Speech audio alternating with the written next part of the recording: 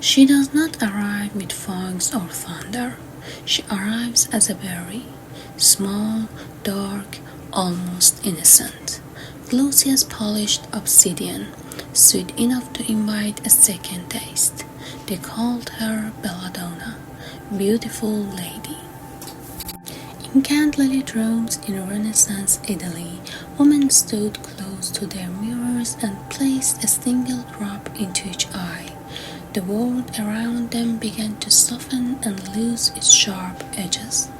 Their pupils grew wide and dark. Their eyes seemed deeper, brighter, almost glowing with a strange heat. Their beauty felt stronger, more intense, and quietly, without warning, danger began to unfold. But the same plant that made a lover's eyes grow wide could also slow a beating heart until it stopped. The same dark power that made the eyes glow with life could just as easily take the air from the lungs and leave the body still. In forests across Europe, Belladonna grew quietly along the edges of open spaces, as if it killed standing between one place and another. Not completely wide, not completely controlled, a plant that seemed to wait in silence. Some said she belonged to witches, some said she belonged to fate. Science would later say she belonged to chemistry. But long before laboratories named her compounds, people already knew this much. She was beauty that kills. Welcome to a place where plants are never just plants. Here we explore the thin line between myth and molecule, between folklore and pharmacology. Each episode uncovers a story where fear, beauty, ritual, and science collide, and where nature reminds us that power is never simple. This is Green Wisdom. Tonight we step into the shadow of Belladonna. Her botanical name is Atropa belladonna. Atropa comes from Atropos, one of the three fates of Greek mythology, the one who cuts the thread of life. Even her scientific name carries a warning.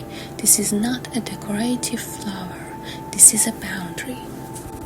In medieval Europe, Belladonna was whispered about more than it was discussed openly. It grew in woodland clearing, near ruins, along the edges of forgotten paths. The berries were attractive, dark purple, almost black, hanging like polished beads. Children were warned not to touch them. Adults pretended indifference, but curiosity has always been stronger than caution. Some folklore claim that witches used belladonna in flying ointments, salts applied to the skin that supposedly allowed them to travel through the night sky.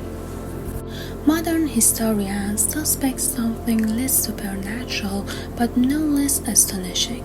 The plant contains compounds that can induce vivid hallucinations, sensations of weightlessness, and distorted perception.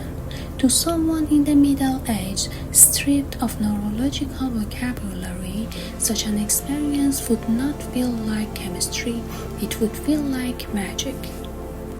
Belladonna was also said to be a favored poison in political schemes.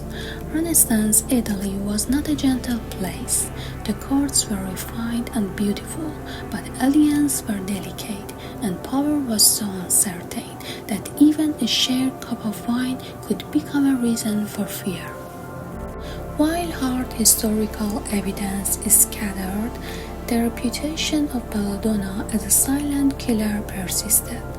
A berry, crushed and dissolved, could mimic illness before suspicions ever found its source.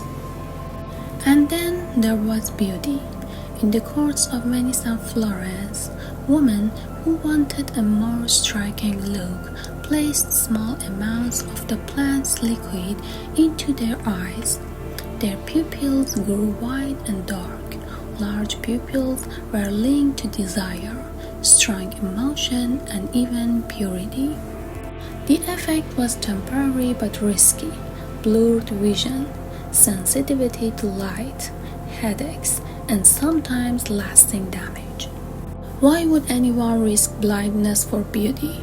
Because beauty has always been currency, because attention has always been power, because in societies where a woman's influence was limited, appearance could become strategy. Belladonna stood at the intersection of seduction, superstition, and survival. To understand why Belladonna inspired fear and devotion, we have to step into a world without microscopes. In medieval and early Renaissance Europe, sickness did not come with medical tests or clear explanations. A fast heartbeat, a dry mouth, hot skin, confused thoughts. People did not see these as signs of plant poisoning. They saw them as warning, as spiritual trouble, as curses, punishment from God, or even possession by dark forces. Belladonna has a strange effect on the human body. It disrupts a natural chemical in the brain that helps control the heart, body fluids, muscle movement, and clear thinking. When this chemical is blocked, the body begins to lose its balance in quiet but powerful ways. When this signaling is disturbed, the body becomes a theater of strange effects. The mouth dries, the pupils dilate, the skin warms and reddens, thoughts fragment, reality bends. To a pre-scientific society, that cluster of symptoms looked supernatural. Imagine someone stumbling through a village at dusk, eyes black and wide, speech slurred, claiming to see visions in the trees. There were no toxicology screens, there was theology.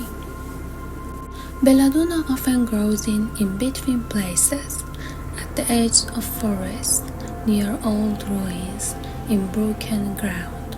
People have always linked these spaces to spirits and hidden forces. Crossroads, doorways, dusk, plants that grow there begin to carry that meaning. And there is one more thing about this plant: it is unpredictable.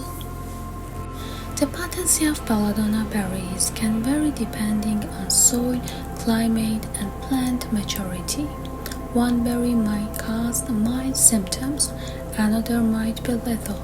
In a world without standardized dosage, that variability would be like intention, as if the plant itself chose who lived and who died. When humans cannot measure, they mythologize. Belladonna did not need propaganda. Its pharmacology wrote its own legend. Now we step into the laboratory. Belladonna contains powerful natural chemicals. The most important ones affect the nervous system. They block certain signals that normally travel between the brain and the body. In simple terms, they interrupt the messages that help the heart, glands, muscles, and mind work in balance. Atropine makes the pupils grow larger by relaxing the tiny muscles that normally keep them small.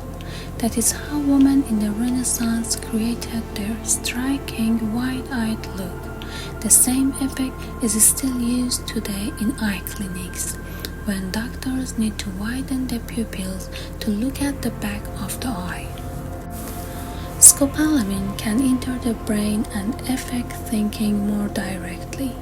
In small controlled amounts, it has been used to treat motion sickness and nausea, but in larger or uncontrolled amounts, it can cause confusion, strange visions, restlessness, and problems with memory.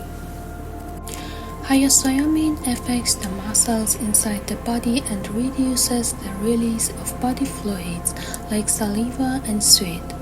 Together, these chemicals create a pattern of symptoms that doctors often describe with an old saying: hot as a hare, blind as a bat, dry as a bone, red as a beet, and mad as a hatter. The difference between medicine and poison is the amount you use. Modern medicine takes these substances, cleans them, and measures them very carefully. In emergency rooms, doctors give atropine to treat some kinds of poisoning and to help when the heart is beating too slowly. Anesthesiologists use similar substances to reduce body fluids during surgery. The plant that once symbolized witchcraft now sits, refined and standardized in hospital cabinets. Science did not erase Belladonna's power, it translated it. Instead of fearing intention, we measure mechanism. Instead of blaming spirits, we map receptors. Instead of myth, we build models. And still, the sense of wonder stays. Knowing how the molecule works does not make it less amazing. It makes it even more impressive. A single plant developed chemical defenses to protect itself from animals that eat it. And those same chemicals can change human awareness, alter perception, and even stop a heart.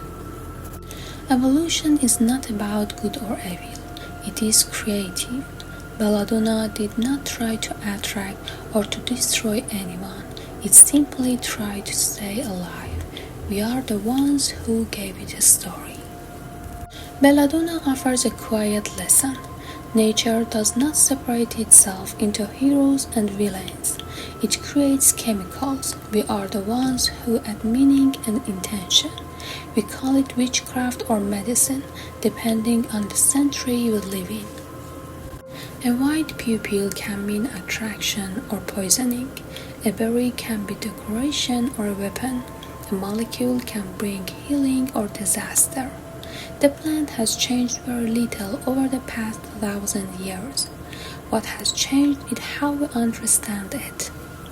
In the end, Belladonna is neither a demon nor a muse. It reminds us that power requires understanding. Beauty without knowledge can blind us. Fear without understanding can turn into superstition. And somewhere at the edge of forest clearing, under soft, filtered light, she still grows. Quiet, shiny, patient. She's not waiting for victims, but for the next story we choose to tell about her.